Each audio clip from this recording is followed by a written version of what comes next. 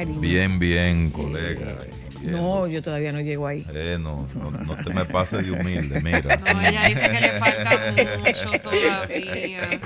Ámbar Cristal, qué bueno que están aquí. Gracias. Luis, para nosotros es un compromiso y es un privilegio y al mismo tiempo un compromiso tocar el tema de los menores desde la perspectiva del cuidado, la protección y, ¿por qué no?, la violencia y el abuso en contra de los menores y de las menores. Y digo los menores y las menores porque efectivamente estamos muy ocupados en cuidar a las niñas y dejamos en el descuido a los niños que sí son víctimas de violencia física, violencia psicológica, violencia sexual.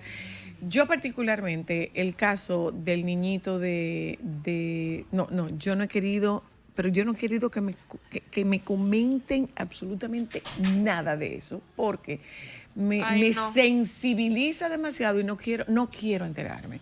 O sea, no quiero enterarme. Entonces, ¿qué pasa? Que estamos muy ocupados y preocupados en el cuidado de las niñas y dejamos de lado a los niños. Sí. Entonces, es un poco de explicación que no de justificación, porque hay acciones que no tienen ningún tipo de justificación. Comencemos por el tema de las diferencias de edad y definitivo que la revictimización no puede quedársenos de lado. Sí, eso es así. Así es, definitivamente es un tema bastante amplio. Hay que comenzar diciendo que vamos a ver como abuso todo aquel acto voluntario, porque es voluntario, que deja secuelas, deja daños psicológicos, físicos, emocionales, que vulnera todo lo que nosotros llamamos el sistema de derechos de la niñez, porque atrofia el desarrollo, impide el bienestar. Entonces, con todos esos componentes, es una sombrilla bien grande, donde en República Dominicana tenemos una cultura que ha normalizado demasiado todo. Totalmente. Esto. Y al normalizarlo, todavía tú puedes ver hasta en la prensa, entra, por ejemplo, a las redes y te vas a encontrar con discursos hasta de ministros, congresistas, que valoran lo buena gente que ellos son gracias a los golpes que le dieron. Exacto. Por decirte Sí, algo. así es. O sea, que no tener clara la diferencia entre lo que es ser buena gente y ser un sobreviviente, cosas tan básicas como esa, pues, es grave. Muy preocupante. Y eso te habla de una normalización. Hay muchas modalidades de abuso. En el caso reciente, que si bien es cierto no queremos tratar esos temas, pero uno de los problemas más serios es lo que hay detrás. Fíjate cómo yo veo una tía que da unas declaraciones donde ella dice que maltrataba a ese niño porque él se portaba mal. Hay que ver cuál es la definición de esa tía o de cualquier ser humano de que un niño se porta mal. O sea, ¿qué es portarse mal en un niño, Luis? Es que no tiene definición. Portarse mal en un niño es ser niño. Exacto. Entonces ahí está el problema, porque ¿qué pasa con los niños? Primero, hay el aspecto diferencial del niño. No todos los niños tienen el mismo parámetro para responder ante tres criterios básicos. El orden es uno, la obediencia es otro, y el tercero es la verdad o la mentira. Esas son las tres áreas que usualmente usan los adultos como criterio para justificar los maltratos a los niños.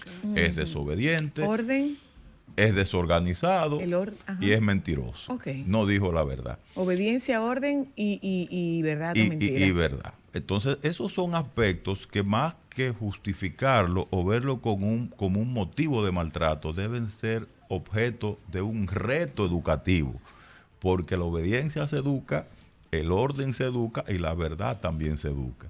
Pero ¿qué pasa?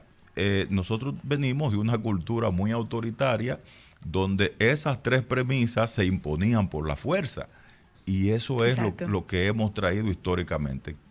Ahí tenemos lamentablemente una deficiencia educativa grave, porque ni siquiera hay un trabajo sistemático y organizado dentro de las mismas estructuras que están para eso. Entonces ahí es donde tenemos la crisis fundamental. Por eso estamos reaccionando cada vez que vemos estos casos, Pero óyeme, es la punta del iceberg. Por cada caso de eso, que hay estudios que demuestran que el 63% de la población menor de 14 años ha sufrido algún tipo de violencia. Algún tipo de abuso. Exacto. Y el 3% grave. Yo tengo una pregunta que fue justamente por la cual yo planteé este tema y es una de las cosas que más me toca y que más me preocupa, Luis. Tú ves, por ejemplo, en el caso de las menores, cuando tú lees los comentarios de hombres y mujeres, es que esa menor tiene el millero roto, es que esa menor es tan desacatada, es que esa menor no hay quien pueda con ella. Y yo veo una serie de ataques muy agresivos, gráficos y violentos contra una niña, porque específicamente estamos hablando en el caso de las niñas, pero yo no veo ningún tipo de comentario contra el comportamiento de un adulto que sabe que esa es una menor. Entonces, ¿qué nos sigue pasando? Que nosotros seguimos reproduciendo y normalizando que las malas son ellas, pero que los hombres que las cortejan y las tienen son héroes y todo está bien. O sea, ¿qué nos sigue pasando con eso? Mire, en la cultura patriarcal, ahora hablamos del neopatriarcado, las mujeres nacían muertas moralmente. Ay, Dios. Definitivamente. Todo lo que pasa con una mujer es libre a la interpretación del hombre en función de lo que él entiende debe interpretar. Y eso es algo que quienes primero lo denunciaron fueron las feministas, y ahora nosotros lo vemos con mucho más fuerza en esos comentarios. Fíjate que los atributos, incluso hasta cuando matan o asesinan a una mujer, que ya está muerta físicamente y la matan moralmente. No puede defenderse. Y como queriendo decir, bueno, ella se lo buscó. Entonces, si tenemos este caso, que la gente no lo ha entendido, mucho menos va a entender que esa niña que llega a un caso público ya ha sido una niña revictimizada. No es una niña ni con millaje, no es una niña, no, es una niña abusada varias veces. De hecho, hay toda una estructura, y ustedes lo ven cada vez que sale un caso, donde ya no solo se puede hablar de la niña, hay un comportamiento de una familia disfuncional, exacto, donde esa niña no tuvo lo que es la satisfacción de sus necesidades básicas, ni físicas, ni mucho menos psicológicas. ¿Qué plantea el tema de las necesidades del desarrollo infantil? Los niños necesitan estabilidad emocional, cuidado, atención, seguridad, amor, confianza y aceptación. Exacto. Y yo me pregunto, cuando ustedes ven los perfiles de estas niñas, no lo encuentran por ningún lado. Entonces son sobrevivientes. Mira, si nosotros nos vamos al tema de la realidad, porque tenemos que centrarnos en la realidad que nosotros vivimos como país, como sociedad, como sector. Aquí hay tantas realidades como personas hay tantas realidades que pueden tener puntos de convergencia, pueden tener puntos comunes, pero siguen siendo realidades muy individualizadas. Entonces, ella, eso fue lo que ella vio siempre, es una responsabilidad de la mamá. Y no, con esto yo no quiero polarizar el tema, o sea, nosotros debemos entender que las madres estamos para nutrir, las madres estamos para dar ese soporte, es para acoger que estamos las madres. Los padres están para proteger, pero en un buen número de casos, esta es una sociedad que está caracterizada por las familias monoparentales, generalmente con madres a la cabeza de esa familia. Y si son proveedoras y si son las que llevan la comida a la casa, pues tienen que estar fuera de la casa. Entonces, si nosotros nos ponemos a hacer una revisión de lo que pasó con esta mamá, ¿dónde estaban los papás? Bien, ¿dónde estaban los papás de esos papás? Y a su vez, ¿dónde estuvieron los papás de esos papás de esos papás? O sea, hay una transgeneracionalidad que si nosotros buscamos a una cuarta generación, encontramos ahí no la justificación, pero quizás la explicación de la normalización. O sea, antes salían embarazadas a los 12 años, sí, la expectativa de vida no era la expectativa de vida que ya a los tenemos 42 hoy. tú eras una anciana. Y lo están viendo con una normalidad. La propia víctima lo ve como normalidad.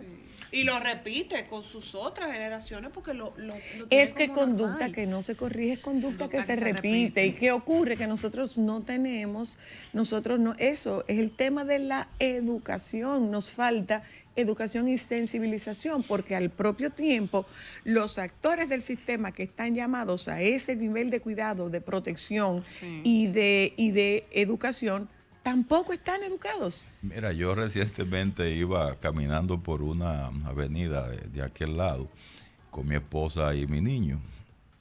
Iba una niña como de 3 años, una joven como de 16 años. Que era otra niña. Y otra un poquito más joven como de 30. La joven de 16 era la mamá de la de 3. Ahí había 3 generaciones. A 3 Y la de generaciones. 30 de la de era la 16. abuela. Exacto. Abuela a los exacto. 30 años. Sí, o la sea, verdad que eso es parte de lo que tú dices. Hay una transgeneracionalidad. Ahora bien, el rol nuestro como psicólogo es advertir qué es lo que es saludable acá. Y desde el punto de vista estructural, desde el punto de vista familiar, independientemente de las presiones sociales que atentan en contra de lo que es sano, es una forma también de decirle a la sociedad, tenemos que apuntar para que se logre lo que es sano. Y algo que no debe quedar fuera aquí es el análisis de los perfiles de los hombres que se aprovechan de esta situación. Porque sin duda alguna, en ese tablero de ajedrez, a veces quedan excluidos. Y te voy a decir algo. Nosotros tenemos ahora un perfil de hombres que en esta sociedad está muy socializado para el tema de la dominancia, Exacto. el poder, el control. Compra. Y entonces buscan a estas niñas porque estas niñas no pueden cuestionar ese poder, no pueden cuestionar ese control. Son niñas que tienen que someterse a una lo que él regla diga. de sometimiento y al final eso termina en formas graves de violencia. Agrégale a esto, como parte de este perfil, un tema de carencias y que se buscan compensar precisamente con esto. Una persona que no tenga una adecuada autoestima, lo primero que no quiere es ser cuestionado. Una niña no cuestiona. Claro. Entonces todo esto, si tú le agregas el dinero, porque también el poder económico aquí ejerce una influencia Poderosa, bastante grande, importante. y un elemento que está pasando desapercibido, que no mucha gente está tomando en cuenta, es la pornografía sexual. Uy. Es muy triste lo que está pasando, esa difusión de mensajes que también normalizan Así este es, tipo de así es. relaciones. Y no solamente lo normalizan, lo convierten en un aspiracional. En una aspiración. Y ahí- Se convierte en un aspiracional y nosotros no estamos viendo que son cerebros cuya formación no está completada. Y justamente por ahí. No está completada, aunque usted la vea y usted la ve grande, como Señores, yo decía, el cuerpo. sigue siendo la hija del fiscal y desde el punto de vista biológico, ese cerebro no ha concluido. O sea, su usted le madurez puede y su formación. usted le puede estar viendo un cuerpazo y como hombre hacer todo el cocote como si fuera una persona mayor de edad y puede ser que esa persona que usted está viendo con ese cuerpazo está jugando Barbie todavía, muñeca. así. Y por ahí yo te tenía una pregunta, Luis, porque evidentemente estas chicas entran en piloto automático, pero ¿qué consecuencias y en qué momento ellas pueden empezar a tener temas con su salud mental? Porque en algún momento su cuerpo y su cerebro va a empezar a dar señales de que ellas son víctimas de abuso, aunque ellas no lo puedan identificar. Sí, claro que sí. De hecho, te voy a decir algo. Ya hay reportes de estudios neurológicos que confirman lesiones graves en estructuras que son fundamentales. Fíjate que el cerebro tiene lo que llamamos la corteza cerebral y la corteza cerebral tiene áreas que es donde se toman decisiones, que son las que dirigen las reflexiones, y esas áreas se ven severamente afectadas. Hay un área del cerebro que es la que integra tanto el hemisferio izquierdo como el derecho, que según estudios, esa área disminuye en un 40% de tamaño en los casos de estas niñas en comparación con las que no tienen iniciación en esos tipos de experiencias. Y así como te digo esto, te digo lo otro. La gente podrá pensar que venimos a victimizar a las niñas y a satanizar a los varones. Para Lo mismo nada, pasa, por ejemplo, pasa también. viceversa.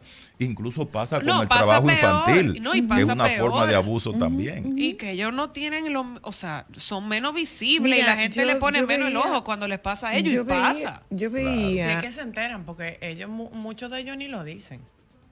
No lo saben. mira, quienes, También.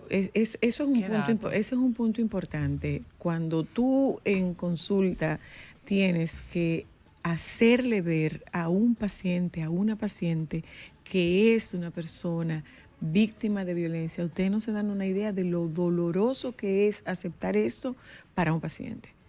Cuando tú le dices, mira, es que tú estás siendo víctima de violencia y esta no es una información que tú das de manera alegre. Esta es una información que tú tienes el cuidado de poder darlo. ¿Por qué? Porque estamos en la base de una normalización de ese tratamiento. Entonces, yo recuerdo, Podríamos decir que es cultural, yo recuerdo, en cierta tiene forma. mucho de cultural, pero lo cultural no es eximiente. Lo cultural no te exime.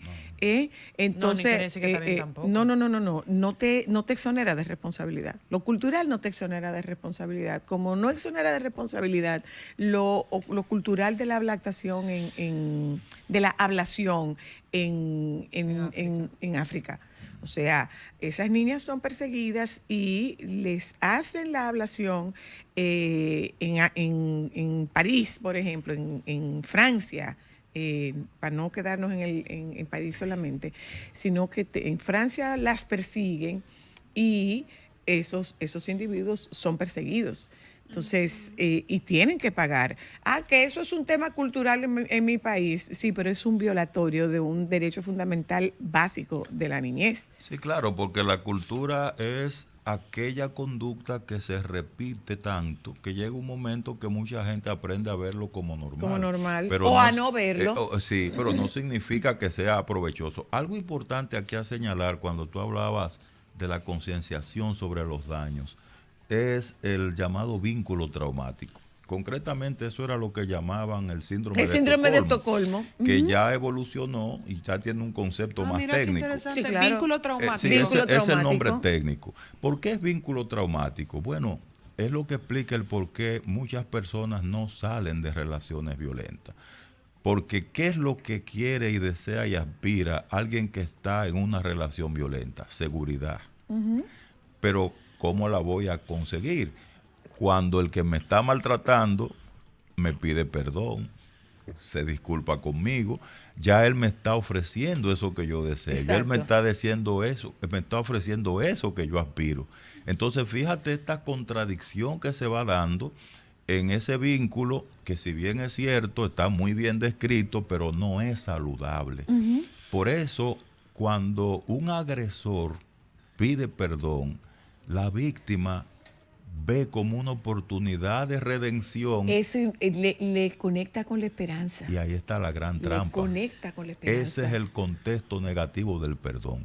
El contexto negativo del perdón es que tú perdones a un agresor quedándote en la relación. Exacto. Porque ahí entonces hay lo que nosotros llamamos ya revictimización. Revictimización. Hay un tema aquí, Luis, y es cómo lograr. Yo decía con uno de los casos últimos, que es el caso de la jovencita y el pelotero, que dicho sea de paso, desde la visión más desde la visión más reciente de OMS, es también un adolescente.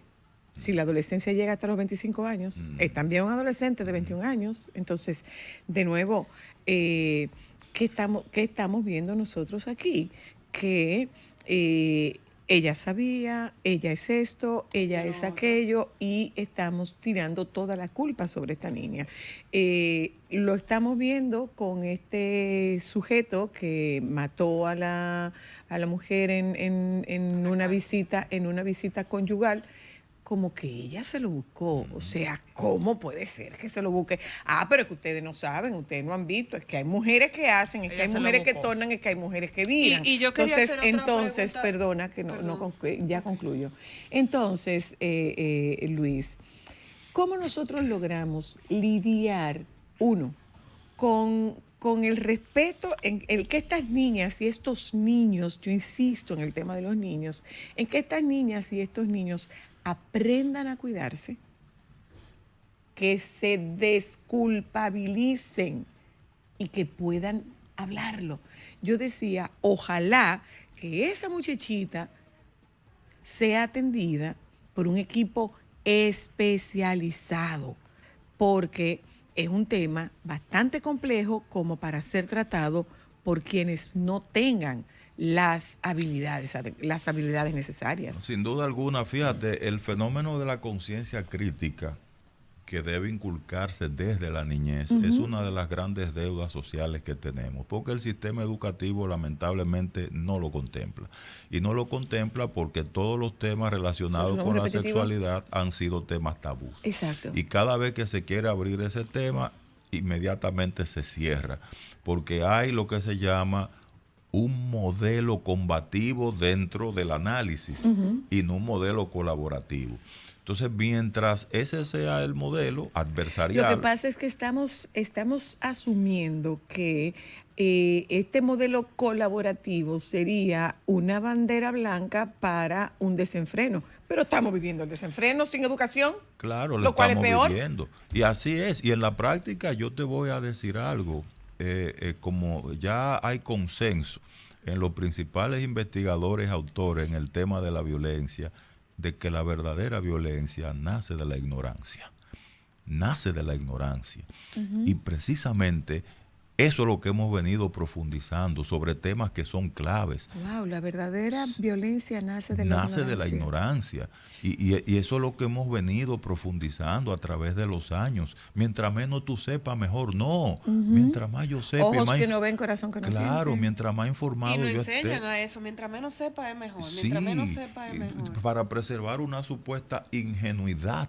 No. La ingenuidad no es sinónimo de ignorancia. La ingenuidad es que nosotros como adultos preservemos los indicadores saludables de desarrollo y bienestar de los niños y las niñas. Claro. Esa es la ingenuidad. Claro. Pero ya el conocimiento, el aprendizaje, eso tiene que ser parte de su desarrollo intelectual, académico, psicosocial.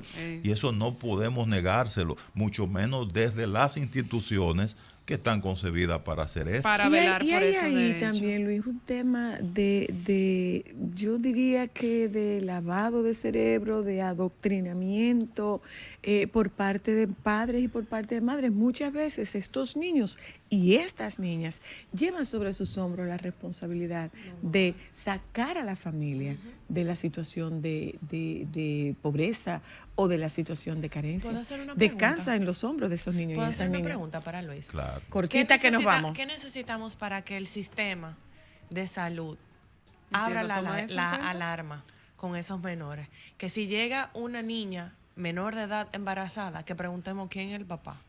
Que demos la voz de alarma, porque hay muchos médicos que les llegan menores. Entonces, no eso es una señal de que algo está pasando. Mira, yo te voy a decir algo. El problema ha estado ya en la instrumentación de lo que ya existe, porque el protocolo lo establece. Está ahí. Está incluido en el protocolo. Y no tan solo para los casos de niños y niñas adolescentes, sino también para la violencia que sufren las mujeres. Una mujer va con un golpe mal dado en un oído, hay que investigar qué pasó y quién fue que dio ese golpe y cómo fue. Porque a veces una persona va con un problema de audición y fue por una trompa que le dio la pareja, por decirte algo.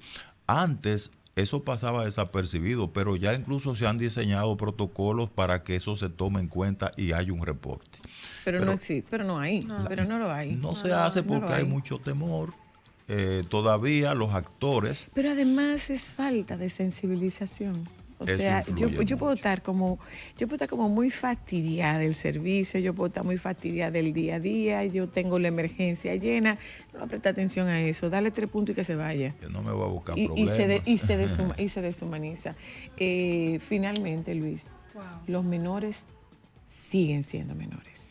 Siguen siendo menores, son sujetos de desarrollo y sujetos de derecho. Entonces, a mí, con la historia de parece grande, pero no es grande. Y 2 segundos para agregar algo. Cada vez que se analiza el tema, nos quedamos en víctimas y agresores. Los observadores de cualquier forma de daño hacia los menores entran en complicidad, porque es un problema de orden público. Por tanto, debemos aprendernos los números de los organismos para hacer denuncias anónimas y estar activos en ese sentido. Oye, lo que nos dice el primo César Castellanos.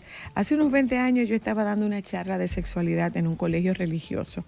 Luego de las preguntas de las menores, algunas muy explícitas, las directoras religiosas quisieron detener la charla, escandalizadas, entre paréntesis, diciendo que se les estaba quitando la inocencia a esas niñas. Una menor se paró y dijo, con esta charla no he perdido la inocencia, he perdido la ignorancia. ¡Wow! Nos juntamos mañana. ¡Qué buen final!